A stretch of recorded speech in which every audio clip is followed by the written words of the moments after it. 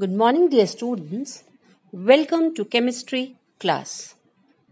This is the second video lesson of chapter number 3, Elements, Compounds and Mixtures.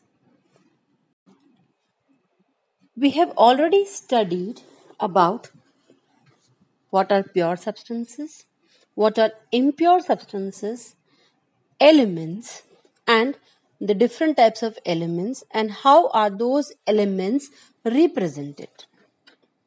Okay, now in today's class, we are going to study that what is a compound and its important characteristics.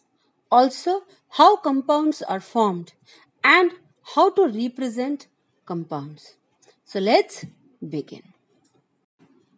What is a compound? A compound is a pure substance that is formed when two or more atoms of different elements they combine together in a fixed proportion. Then a compound is made up of molecules of similar kind. For example, water. Water contains only one kind of molecules.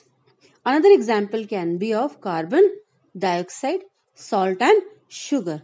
Now in carbon dioxide, it is made up of one atom of carbon and two atoms of oxygen. Okay, now what are the characteristics of compounds?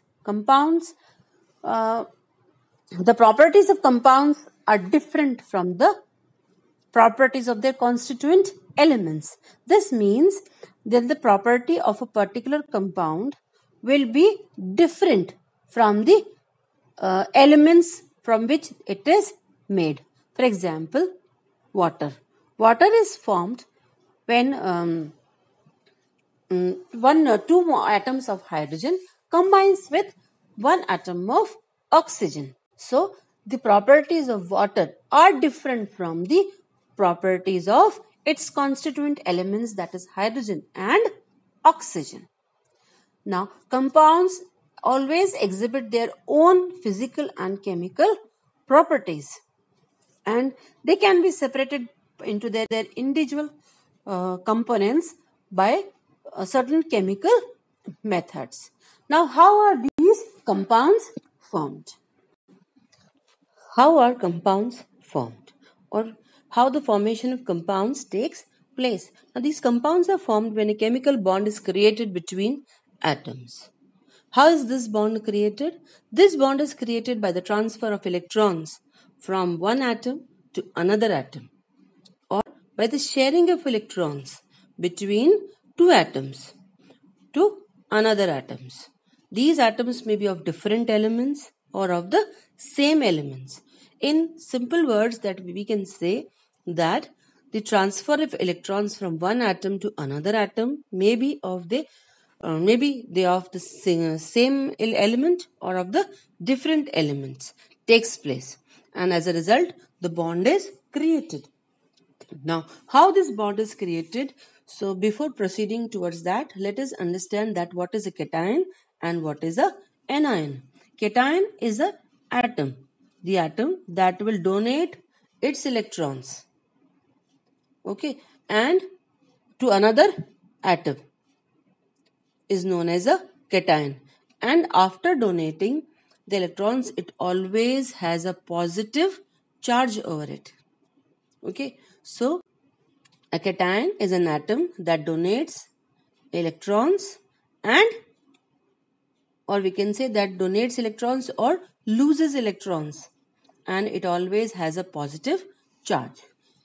And then what is an anion? An anion is the atom that accepts or receives or gains electrons from the another atom electron, and it always attains a negative charge.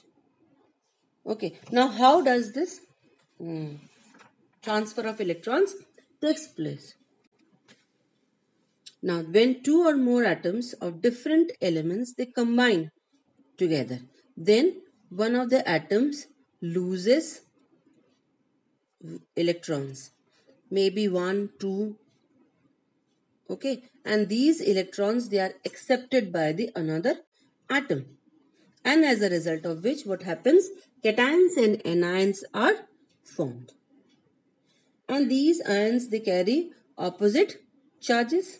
Since they carry opposite charges, they are attracted towards each other, and there is a force of attraction between the oppositely charged ions, and as a result what happens, a chemical bond is formed, and this chemical bond holds the ions together, and therefore a compound is formed. Now, how to represent compounds? Compounds are represented by their chemical formula, because we know that we represent elements, or we write chemical symbols for different elements, and these chemical symbols can be used to write chemical formula. So what is a chemical formula? Chemical formula is a symbolic representation of the compound with the use of the symbols. Okay. So, for example, carbon dioxide. Carbon dioxide is written as CO2. This indicates that the molecule of carbon dioxide, this shows that the molecule of carbon dioxide consists of one atom of carbon and two atoms of oxygen. Okay. This is all for today. I hope you will understand well. And if you have any problem, then we are here to help you also. And in the next class, we'll study how to write these chemical formulas, and we will be following certain steps for this. And along with this video lesson, I'm sending you a link for the Google Forms also, in which you can ask me your doubts for chapter number 1 and chapter number 2. Okay. So that's all for today. Stay safe, learn more. Thank you.